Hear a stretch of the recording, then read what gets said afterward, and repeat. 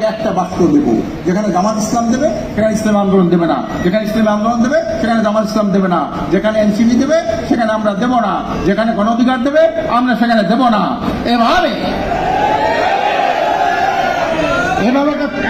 এতে এই কারণে এই ঘোষণার সাথে সাথে এই ঘোষণা দিয়েছিলেন পীর সাহেব চরমনাই।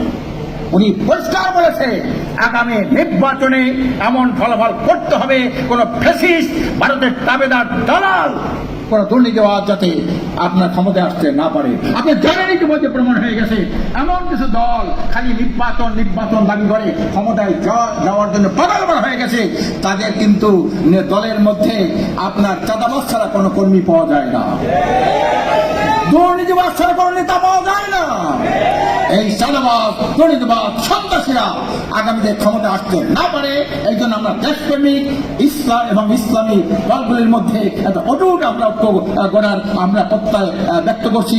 আপনারা প্রস্তুত থাকবেন। আর পিয়ার পদ্ধতি যদি নির্বাচন হয়ে যায় আল্লাহর রহমতে বিনা পয়সায় এমপি হওয়ার একটা সুবর্ণ সুযোগ। সারা জীবন এত যোগ্য লোক, ভালো লোক, সব লোক টাকা পয়সার কারণে সে নির্বাচন করতে পারে না। আগামী যদি পিয়ার পদ্ধতি নির্বাচন হয় আল্লাহর রহমতে যোগ্য লোকগুলিকে আমরা পার্লামেন্ট পাঠাবো। পার্লামেন্ট হবে একটা মেধার পদ্ধতি হবে, একটা যোগ্য পার্লামেন্ট হবে, একটা কার্যকরী সংসদ হবে। কাজে এই জন্য আজকে যারা আমরা এখানে বসা আছি বিভিন্ন দলের নেতৃবৃন্দ, বিভিন্ন সাংবাদিক ভাইরা, আমরা আশা করি আগামীতে দেশপ্রেমিক সাংবাদিকদের আমি বলবো দেশ সাংবাদিক দুই রকমের, একটা হলো ফেসিস্টের সহযোগী সাংবাদিক, আর দেশপ্রেমিক সাংবাদিক। দলগুলোর মধ্যেও কিছু আছে ফেসিস্টের সহযোগী, আমরা দেখেছি ঐক্যমত্য কমিশনের ফেসিস্টের সহযোগী, কিছু আছে দেশপ্রেমিক সংগঠন। আমরা চাই সকল দেশপ্রেমিক দিনদার ইসলামী সংগঠন, সাংবাদিক এবং বিভিন্ন রাজনৈতিক দলের নেতৃবৃন্দ ঐক্যবদ্ধ হয়ে আমরা আগামীতে একটা সুন্দর একটা কল্যাণ রাষ্ট্র উপহার দেব। তাহলেই কিন্তু শহীদদের আত্মা শান্তি পাবে। এই চেতনা বাস্তবায়ন হলে আমরা এ হলো ক্ষমতা।